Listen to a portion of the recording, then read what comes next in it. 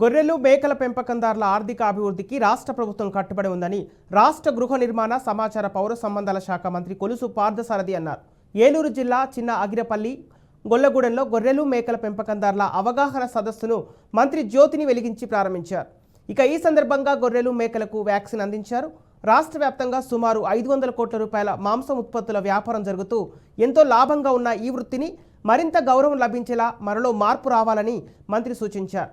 యాదవులలో 10 నుండి 15% మంది మాత్రమే గొర్రెల కాపరులుగా, కల్లుగీత కార్మికుల్లో 10% మాత్రమే ఆ వృత్తులలో ఉంటున్నారని, అటువంటి వారికి ఆర్థిక అభివృద్ధి రుణాలిస్తే దాని ద్వారా వారు అభివృద్ధి చెందుతారన్నారు. అనంతరం గ్రామీణ ఆర్థిక అభివృద్ధి చర్యలు తీసుకోవాలని ముఖ్యమంత్రిని కోరారు.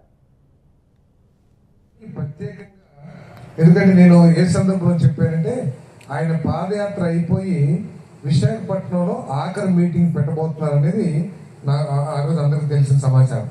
అప్పుడప్పుడే నేను కొంత ఆలోచనలో వెలుగుండి బట్టి మొట్టమొదటిగా ఫోన్ కాల్ చేసి వారికి ఇదే చెప్పాను. సార్, గొర్రెలు కాపులకి ఇవ్వండి సార్, కళ్ళు కింద కార్మికులకి ఇవ్వండి సార్. మీరు ఎవరికి ఎంత చేసినా కూడా ఇప్పుడు యాదవుల్లో కేవలం ఒక 10% మంది 15% మంది గొర్రెలు కాసుకుంటారు, 90% కాయలు. అదేవిధంగా కళ్ళు కింద కార్మికులు 100% అందరూ తాటి చెట్లు ఎక్కరు, వాళ్ళ దాంట్లో 10% ఎక్కరు. ఇప్పుడు కూడా తగ్గిపోయిన తాటి చెట్లు, ఆ కోతులు వచ్చిన తర్వాత తాటి చెట్లన్నీ మొదలు కొట్టేస్తున్నారు. కానీ గొర్రెలు కాపులకి ఇచ్చిన, కళ్ళు కింద కార్మికులకి ఇచ్చిన ఆ సంఘం, ఆ కులం అందరూ సంతోషపడతారు. సార్, మా వాళ్ళకి ఏదో సహాయం చేస్తున్నారు ఈ ప్రభుత్వం.